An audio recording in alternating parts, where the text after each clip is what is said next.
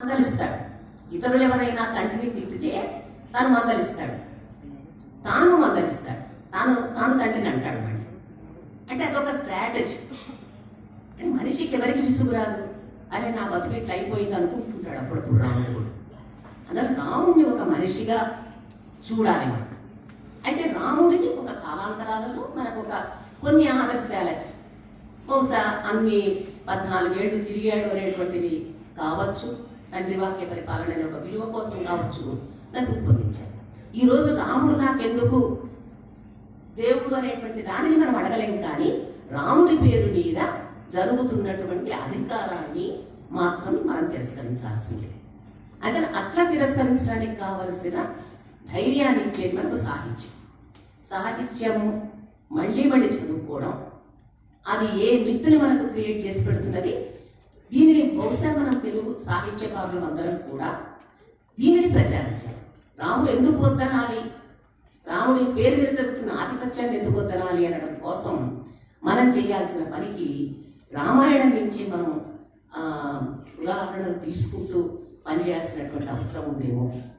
రాముడు అనుకుంటే మోడీ రాముడే కాదు, చాలా సాధారణ మానవుడి రాముడు వేరే ఉన్నాడు అని కూడా మనం చెప్పాల్సి వస్తుంది. అతనే మనకు ఇంకొక మానవుడికి కూడా రాముడు బాలుడే కావచ్చు, ఇంకొక మానవుడికి రాముడు ఒక కథలు చెప్తారు. స్త్రీలు రాసుకున్న వాటిల్లో రాముడు ఒక ఇంటి అల్లుడు, ఒక ఇంటి కొడుకు. అంటే స్త్రీలకు వాళ్ళకి తెలిసిన జీవితం నుంచి ప్రతి పాత్రని చేస్తారు.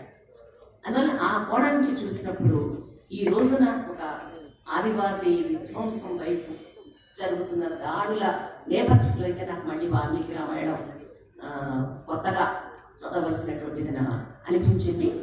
ఈ 3-4 వైపు ఒక రకంగా ఏంటంటే అధ్యయనం పూర్తయిందని కాదు, ఇవి తుది తీర్పులని కాదు, కొన్ని అనిపించినటువంటివి చదువుతున్నప్పుడు అనిపించినటువంటివి వీటిని మీతో పంచుకుంటున్నా. ఈ అధ్యయనం ఇంకా మనం ముందు చేయాల్సి ఉంది, చాలా నిర్ధారణలకు రావాల్సి ఉంది, పోల్చుకోవాల్సి ఉంది. ఎందుకంటే తెలుగు రామాయణాల్లోకి వచ్చేసరికి వాల్మీకి రామాయణంలో ఉన్నవే కనిపించవు, కొన్ని మార్పులు వచ్చినాయి. వాల్మీకి రామాయణంలో తెలుగు రామాయణాలలో మందర ఇక్కడ ఎక్కువ కనిపించని మందర అక్కడ కనిపిస్తుంది. మందర కాదు, మండోదరి, రావణుడి భార్య మండోదరి కనిపిస్తుంది. అందువల్ల ఏంటి, సాహిత్యం ఎవరు సృష్టిస్తారు? ఎవరి అవసరాలకి, ఎవరి సృజన శక్తులకు, ఎవరి సంవాదానికి, ఎవరి సంభాషణకి, ఎవరి సాంస్కృతిక అవసరాలకి ఏవి అవసరమో ఆ అవసరాలను బట్టి మన సృజన శక్తులు వికసిస్తూ ఉంటాయి. ఆ సృజన శక్తుల నుంచే